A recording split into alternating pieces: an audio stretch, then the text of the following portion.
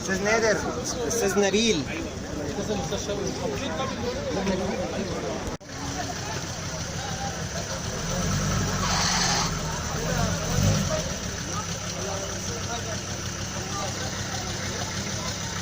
بيخاف. انا ابني سايب مدرسته اهو، ابني سايب مدرسته. فرحان ولا زعلان؟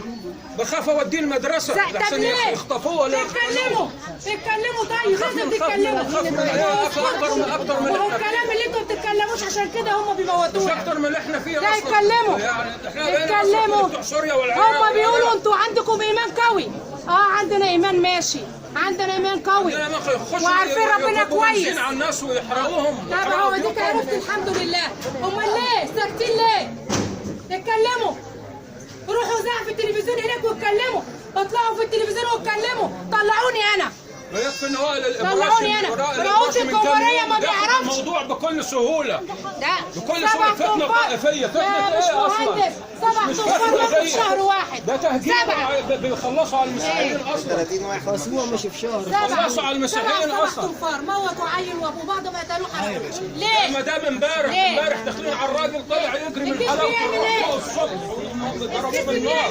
ضربوه بالنار امبارح. عرفنا عشان الجيش وخلاص. لا مش بيموت كله لا. هيك. عارفه مش بيموت. شبابنا بيموتوا. البلد فاضيه. فين هو الجيش اللي في لا معلش. الجيش من بره. انما البلد لو حرقوك ما حدش. الرئيس عارف عنده علم. الكنائس بتتحرق ليه؟ ليه طيب؟ اشمعنى الكنائس اللي بتتحرق؟ ليه الكنائس بتتحرق بتاعتنا؟ ليه الناس بتموت؟ ليه العيال ما بيروحوش المدارس؟ وزعلانين اللي انا بتكلم. انتوا زعلانين؟ ليه؟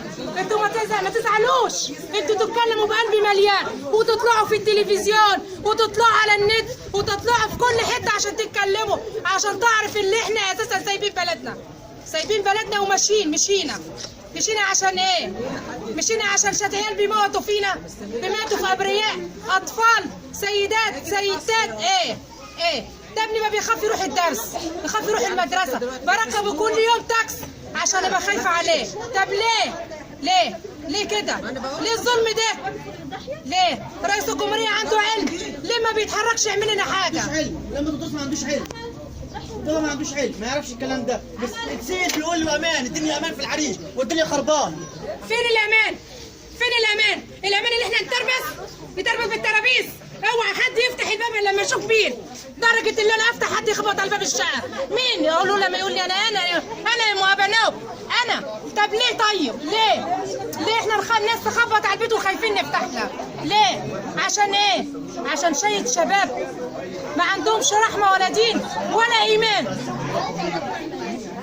اقول ايه؟ اقول حسب الله ونعم الوكيل فيه.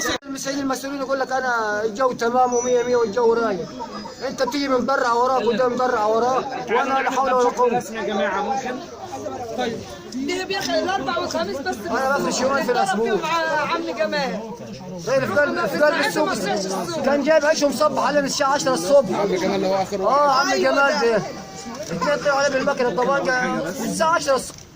قلب السوق علني وناس من هنا وناس من هنا ولا اي حد يسال حد.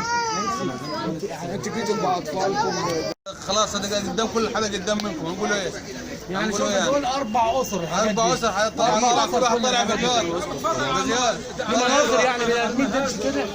المناظر 4 اطفال نازله من الاطفال بترضع.